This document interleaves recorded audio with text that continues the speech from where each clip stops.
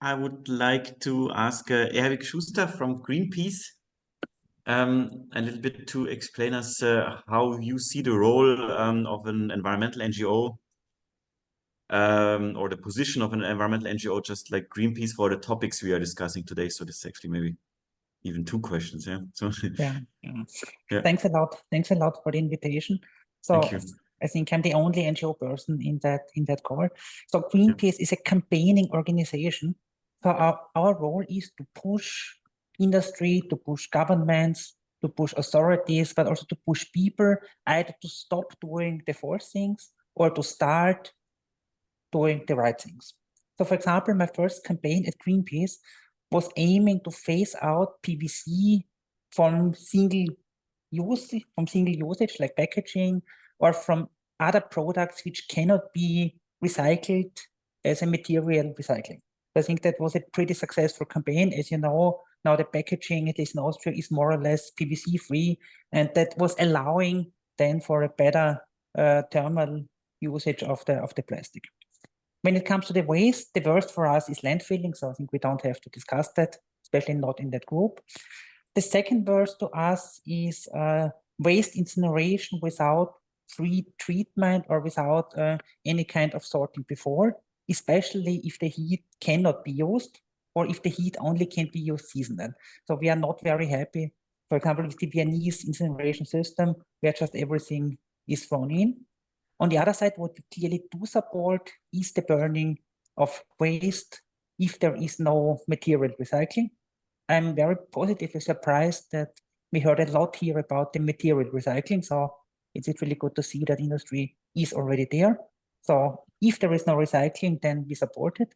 I even would say that the usage in cement industry for many kind of waste is the best thing to do for the time being, especially if I think about tires. Then if you burn them anywhere else, then you can use the burnable parts, but not the unorganic parts. In cement industry, you can use it. So from that side, this is the green light. But what is important to us is that please do not only put everything on waste as energy, because we have to reduce the amounts of waste.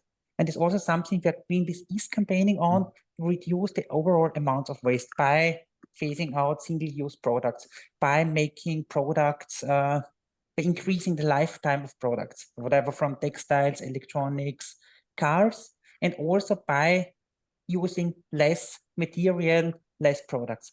So when you talk about vehicles, then clearly in 20, 30 years from now, there will have to be less and smaller cars, and less and smaller cars with a longer lifetime will mean less waste.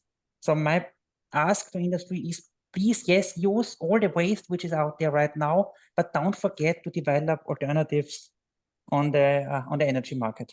So yes, fossil fuels are out, no question on that, but please think of alternatives. I do assume for cement, this is green hydrogen, might be something else, might be hydrogen going into synthetic fuels if you need that, but please don't forget that maybe in 20, 30, 40 years from now on, the waste will not be able to deliver all the energy that you might need. Yeah, that in very brief as a kickoff. Is Greenpeace against plastics? Yeah, interestingly, many people think that we are against plastic. And the reason is that we are running global campaigns against single-use plastics, which actually is focusing on beverages and Coca-Cola, because our demand is phasing out single-use bottles and replacing them by refillable bottles. But here our demand is not taking glass bottles, but our demand is refillable. So if Coca-Cola comes up with a refillable plastic bottle, would be perfect, because in many cases plastic even has a better results for the environment than whatever paper, glass, or other things.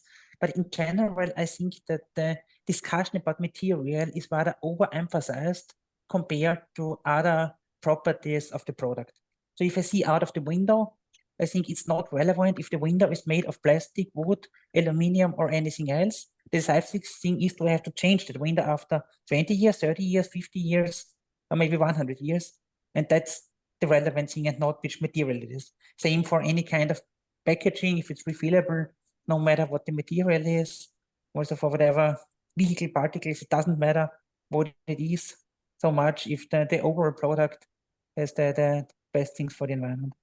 So that's why I think it's, yeah. I have to say, there are other NGOs who are really against plastics, but not Greenpeace. So if you have some discussions with NGOs, you might end up with people who really hate plastic, but that's not with Greenpeace. So there are also differences among the NGOs.